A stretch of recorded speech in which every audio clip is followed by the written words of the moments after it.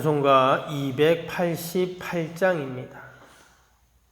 예수를 나의 구주 삼고 성령과 피로써 거듭나니 이 세상에서 내 영혼이 하늘의 영광 누리도다. 이것이 나의 간증이요 이것이 나의 찬송일세. 나 사는 동안 끊임없이 구주를 찬송하리로다. 온전히 주께 맡긴 내 영 사랑의 음성을 듣는 중에 천사들 왕래하는 것과 하늘의 영광 보리로다. 이것이 나의 간증이요 이것이 나의 찬송일세. 나 사는 동안 끊임없이 구주를 찬송하리로다. 온전히 주께 누림으로 마음의 풍랑이 잔잔하니 세상과 나는 간 곳 없고 구속한 주만 보이도다. 이것이 나의 간증이요 이것이 나의 찬송일세. 나 사는 동안 끊임없이 구주를 찬송하리로다. 주 안에 기쁨 누림으로 마음의 풍랑이 잔잔하니 세상과 나는 간 곳 없고 구속한 주만 보이도다.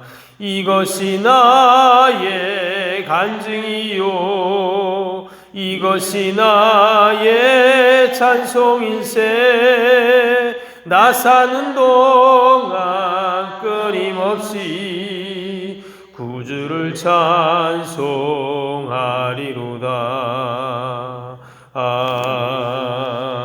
아멘. 제36편 여호와의 종 다윗의 시 인도자를 따라 부르는 노래. 악인의 죄가 그의 마음속으로 이르기를 그의 눈에는 하나님을 두려워하는 빛이 없다 하니 그가 스스로 자랑하기를 자기의 죄악은 드러나지 아니하고 미워함을 받지도 아니하리라 함이로다. 그의 입에서 나오는 말은 죄악과 속임이라 그는 지혜와 선행을 그쳤도다. 그는 그의 침상에서 죄악을 꾀하며 스스로 악한 길에 서고 악을 거절하지 아니하는도다. 여호와여, 주의 인자하심이 하늘에 있고 주의 진실하심이 공중에 사무쳤으며 주의 의의는 하나님의 산들과 같고 주의 심판은 큰 바다와 같으니이다. 여호와여, 주는 사람과 짐승을 구하여 주시나이다. 하나님이여, 주의 인자하심이 어찌 그리 보배로우신지요. 사람들이 주의 날개 그늘 아래 피하나이다. 그들이 주의 집에 있는 살진 것으로 풍족할 것이라 주께서 주의 복락의 강물을 마시게 하시리이다. 진실로 생명의 원천이 주께 있사오니 주의 빛 안에서 우리가 빛을 보리이다. 주를 아는 자들에게 주의 인자하심을 계속 베푸시며 마음이 정직한 자에게 주의 공의를 베푸소서. 교만한 자의 발이 내게 이르지 못하게 하시며 악인들의 손이 나를 쫓아내지 못하게 하소서. 악을 행하는 자들이 거기서 넘어졌으니 엎드러지고 다시 일어날 수 없으리이다.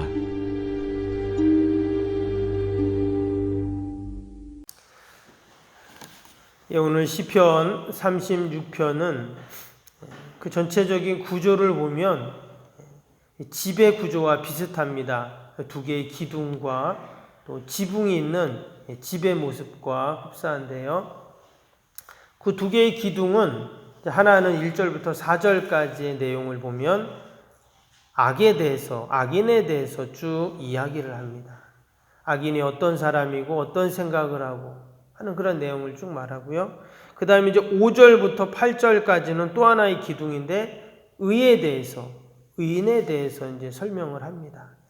그리고 이제 9절부터 마지막 절까지는 지붕에 해당되죠. 그래서 결론은 악인의 심판 또 의인의 승리에 대한 말씀으로 끝나게 됩니다. 오늘 이 시편의 배경은 구체적으로 알려져 있지는 않지만 전체적인 내용을 보면 바로 앞에 나왔던 35편, 또 오늘 36편, 또 37편 다 그 배경들이 비슷합니다. 다윗이 많은 일들을 경험하지만 그 가운데서도 특별히 크게 두 가지를 우리가 이야기를 하죠. 하나는 사울왕을 피해서 그가 도망 다닐 때 겪었던 어려움들을 배경으로 하고 있다고 합니다.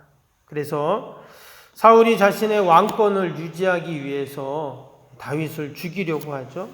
사실 다윗은 나라를 세우는데 1등 공신입니다. 그럼에도 불구하고 그에게 모함을 씌우고 또 부당한 누명을 씌워서 그를 죽이려고 합니다. 산으로 들로 이방 나라로 다윗이 무려 10년 넘는 긴 세월을 망명 생활을 하고 도망자의 생활을 하게 되죠. 그런 절박한 상황 속에서 오늘 이 시가 지어졌다 이렇게 학자들은 이야기합니다. 또 하나는 우리 앞에서도 보았지만 사무엘하 17장 내용이죠. 그 아들 압살롬이 반역을 했던 그 내용입니다. 특별히 그 압살롬이 반역을 할 때 함께 그 일을 했던 사람이 누구냐면 아히도벨이라고 하는 다윗의 신하인데, 그는 어떤 사람이냐면 그 다윗의 30인 용사들이 있습니다. 늘 다윗을 도와서 또 다윗과 함께 했던 그런 사람들인데, 그 중에 엘리암이라는 아주 유명한 용사가 있어요. 근데 이 아히도벨이 그 엘리암의 아버지입니다. 그리고는 더 나아가서 밧세바의 할아버지죠. 밧세바는 솔로몬의 어머니잖아요. 그 밧세바의 할아버지가 이 아히도벨이라는 책사입니다. 수십 년 동안 다윗과 함께하고 또 수많은 전쟁에서 함께하고 다윗과 생사고락을 함께했던 다윗의 측근 중에 측근이 그 아히도벨인데, 이 압살롬이 힘을 얻게 되니까 이 아히도벨이 다윗을 배신하고 압살롬을 따라가게 되는 거죠. 그래서 압살롬이 어떻게 하면 그 역모를 꾸하고 반역을 꾀하는 그 일에 성공할 수 있는지 쭉 그가 옆에서 정치적인 힘을 키울 수 있는 도움을 주게 됩니다. 그리고는 어떻게 하면 다윗을 죽일 수 있고 또 다윗을 없앨 수 있는지 이러한 모략들을 압살롬에게 다 이야기해 주죠.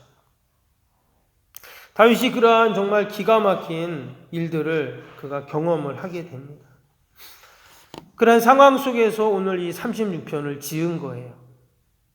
그래서 다윗의 그 상황, 마음들을 생각하면서 우리가 이 시를 읽어보면 정말 그가 얼마나 간절함으로 하나님 앞에 기도하고 나오는가를 알 수가 있습니다. 특별히 오늘 1절에서 4절까지 내용을 보면은요, 악인의 모습에 대해서 쭉 설명을 하는데 그 악인들이 어떠한 모습인가, 그 표준 세번역이라는 성경이 있어요. 그 성경에는 오늘 1절에서 4절까지를 이렇게 기록을 했어요. 한번 보시면 제가 한번 읽어드리겠습니다. 이 표준 세번역 성경입니다. 악인의 마음 깊은 곳에는 죄의 속삭임만 있어 그의 눈에는 하나님을 두려워하는 기색이 조금도 없습니다. 그의 눈빛은 지나치게 의기양양하고 제 잘못을 찾아서 버릴 생각은 전혀 없습니다. 그의 입에서 나오는 말이란 사기와 속임수뿐이니 슬기를 짜내어서 좋은 일을 하기는 이미 틀렸습니다. 잠들기에 들어서는 남 속일 궁리나 하고 스스로 좋지 않은 길을 버티고 서서 한사코 악을 버리려고 하지 않습니다. 이게 악인의 모습이라는 거예요. 그 악인의 모습을 생각만 해도 야, 참 못됐다 하는 그런 생각이 들죠.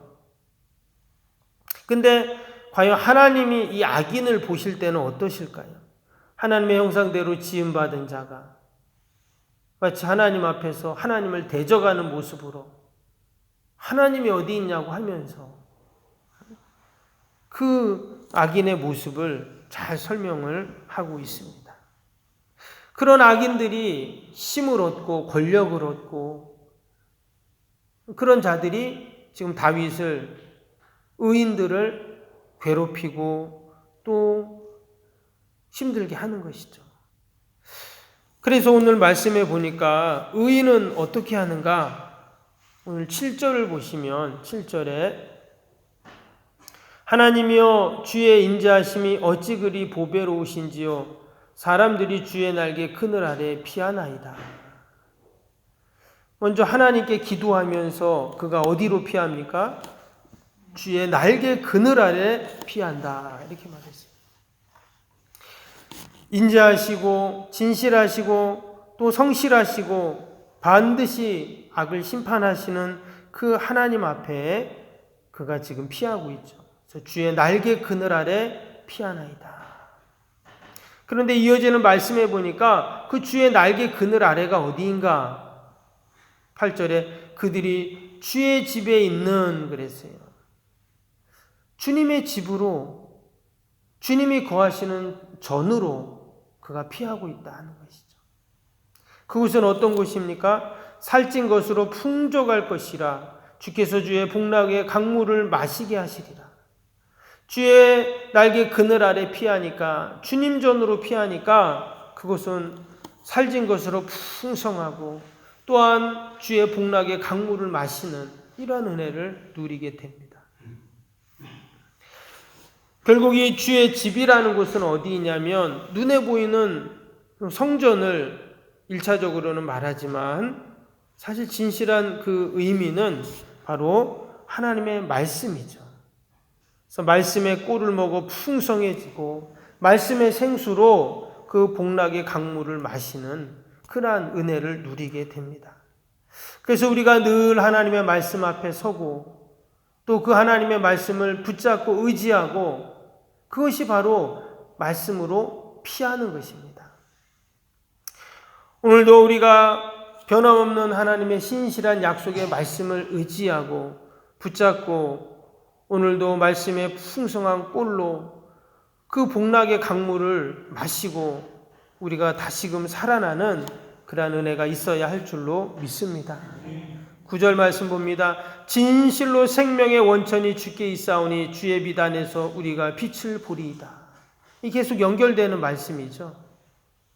그래서 주님 전에 나와 그 풍성한 말씀의 꼴을 먹고 그 복락의 생수를 마시니까 주님께서 우리를 생명으로 인도하시고 그 주님의 비단에서 우리가 늘 주의 빛을 보고 살아나는 이러한 역사가 있다는 고백을 하고 있습니다. 여러분, 아무리 악인이 득세하고 세상에 악이 가득해도 우리가 주님 전으로 피하고 하나님의 말씀 앞에 나오고 그 생명의 꼴을 먹고 생수의 강을 마시면 우리는 늘 주님의 빛 안에서 살게 될 줄로 믿습니다. 진실로 생명의 원천이 주께 있다 이랬어요. 다른 어떤 곳에 생명의 원천이 없습니다. 우리가 하나님 앞에 피해서 늘 하나님 말씀 앞에 나와야 이런 우리에게 그 생명의 역사가 일어나게 되는 줄로 믿습니다. 마지막에 11절 12절을 봅니다. 교만한 자의 발이 내게 이르지 못하게 하시며 악인들의 손이 나를 쫓아내지 못하게 하소서. 악을 행하는 자들이 거기서 넘어졌으니 엎드려지고 다시 일어날 수 없으리이다. 결국은 악이 심판을 받고 의가 승리한다는 그런 고백인 것이죠. 왜 하나님께서는 이처럼 악을 심판하시고 의를 승리케 하실까요? 오늘 위에 보시면 5절 6절 한번 다시 보시면 여호와여 주의 인자하심이 하늘에 있고 주의 진실하심이 공중에 사부쳤으며 주의 의는 하나님의 산들과 같고 주의 심판은 큰 바다와 같으니이다. 여호와여, 주는 사람과 짐승을 구하여 주시나이다. 하나님은 어떤 분이십니까? 하나님의 그 인자하심이 하늘에 있고 진실하심이 공중에 사무쳤다 했습니다. 우리는 다 측량할 수 없는 하나님의 인자하심과 그 진실하심 가운데 여러분 우리가 살고 있는 줄로 믿습니다. 하나님께서 침묵하시는 것 같고 아무런 일도 안 하는 것 같고 악인들이 말하는 것처럼 하나님이 없는 것처럼 느껴질 때가 있습니다. 그러나 여러분 하나님의 그 인자하심, 그 진실하심 가운데 악인에게도 시간을 주시고 기회를 주시고 늘 의인들을 바라보고 계시고 측은히 여기시면서 결국 어떻게 하십니까? 사람과 짐승까지 다 구원하시는 하나님이신 줄로 믿습니다. 오늘도 우리가 피할 곳은 어디입니까? 주의 날개 그늘 아래 피해야 합니다. 그곳이 우리의 참 안식처이고 거기가 결국 생명의 원천이고 또한 생명의 빛이 있는 곳인 줄로 믿고 우리가 오늘도 주님의 날개 그늘 아래 약속의 말씀 아래 꼭 거해서 오늘도 풍성함으로 하루를 승리하는 저와 여러분이 될 수 있기를 바랍니다.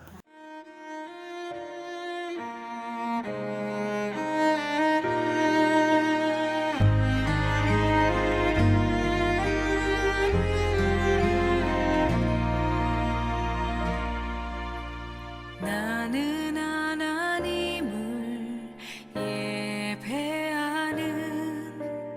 예배자입니다.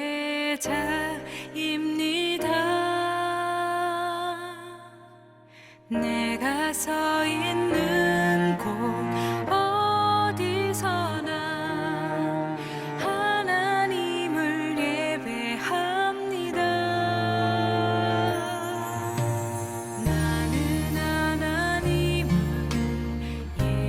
예배하는 예배자입니다.